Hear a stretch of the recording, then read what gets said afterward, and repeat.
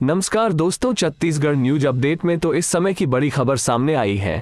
आंखों के सामने मां बाप ने तोड़ा दम, 12 साल बच्ची के सिर से उठा साया।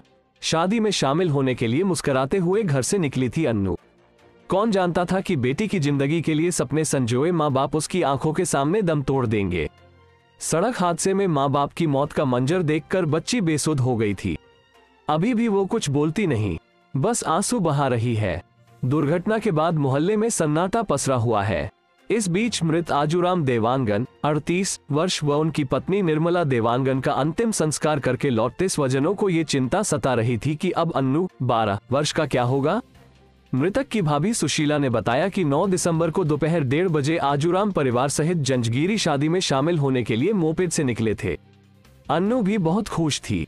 शादी में शामिल होने के बाद जब रात को लौटने को लेकर आजूराम व निर्मला से बात हुई तो समझाया था कि सुबह आ जाए। रात में आना ठीक नहीं, लेकिन सुबह सब्जी की दुकान लगानी थी, इसलिए तीनों मोपेड से निकल पड़े। रात में 1 बजे सूचना मिली कि कुम्हारी के निर्माणाधीन ब्रिज में दुर्घटना से उनकी मौत हो गई। हमें अन्नू की चिंता हुई, उसे भिलाई के अस्पताल में भर्ती कराया गया। इसके बाद एम्स रेफर किया गया। इलाज के बाद उसे दोपहर एम्स से डिस्चार्ज कर दिया गया। माता पिता की मौत के सदमे की वजह से अन्नू कुछ बोल नहीं पा रही है। उसकी आंखों से सिर्फ आंसू निकल रहे हैं।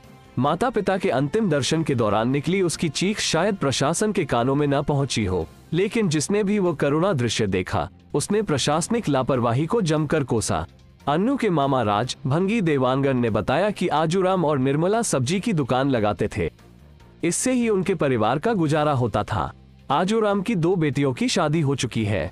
छोटी बेटी अन्नू के अलावा बूढ़े माँ बाप की भी जिम्मेदारी आजूराम के सिर पर थी। मोहल्ले में पड़ोसियों ने बताया कि आजूराम व निर्मला व्यवहारिक और मिलनसार थे। भले आर्थिक रूप से सक्षम नहीं थे, लेकिन अपनी क्षमता के अनुसार दूसरों की मदद के लिए हमेशा आगे रहते थे। अन्नू की जिंदगी अच्छी हो और उसे बेहतर शिक्षा मिले, इसके लिए पति पत्नी दोनों मेहनत कर रहे थे।